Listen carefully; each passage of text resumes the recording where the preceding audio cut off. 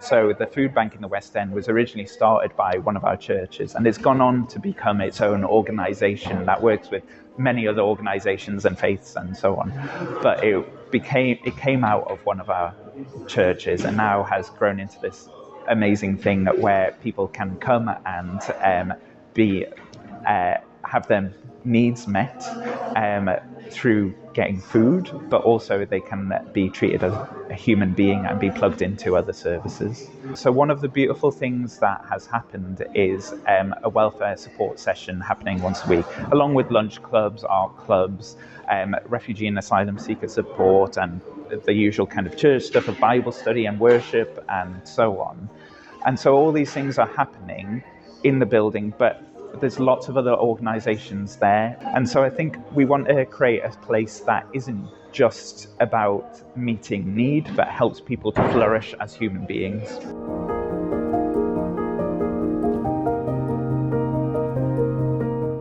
It's a very deprived area, like so many of the seaside towns are.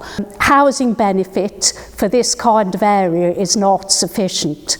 If you're under the age of 35, you only get £309 per calendar month. You cannot actually get anywhere to live under 500.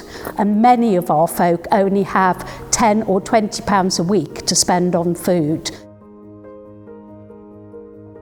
When people come here, they'll have a smiling face and we know their names, and that's really important because they become real people. But we also offer them hot food, and we have donations in order to do that. And we also offer them a takeaway lunch. We also offer them the facility to shower and wash their clothes. Every day we have between 40 and 60 people that arrive at our door. But it is a massive service, and when universal credit was dropped again, our numbers went up by 50%.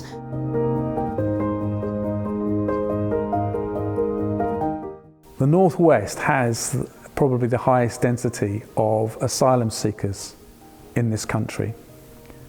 And as Christians, as followers of Jesus, we need to think about how we be the welcome that they need. What would Jesus do would be a simple way of putting it. Jesus himself was a refugee.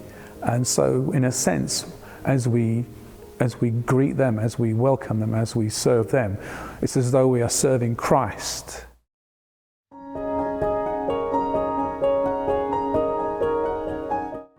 There is a lack of compassion, I think, at the moment, and I think we see we're at the coalface of decisions. So when decisions are made in government, we see the immediate impact on people's lives, and we see more and more people drop into poverty with each decision.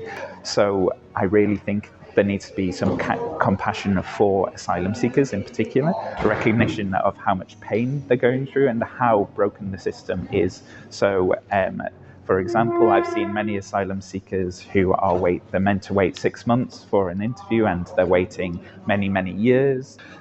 By existing, you deserve some compassion and love and to be treated as human.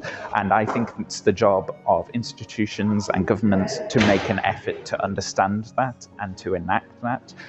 Are we complicit in the situation by helping people on the ground and actually spending a lot of time thinking about it and working with people? I think no, because I think the change has to come from the ground up.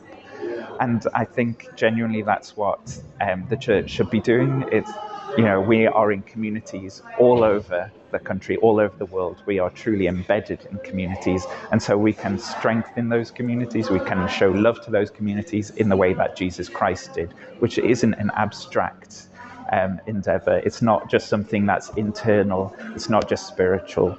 It's physical and real. And I think that's how you make love real, not just vague feelings, but actually helping the person in front of you.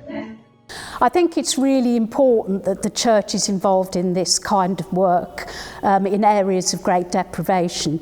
The community can see that we have a purpose, we have a role, and to me it is the greatest form of evangelism, far better than words, to see love in action, and that's what we believe in. A Christian's response to those in need and suffering is to care, is to get involved, to roll up your sleeves and do what needs to be done, and to really love people, really care about them, not just in words, but in actions.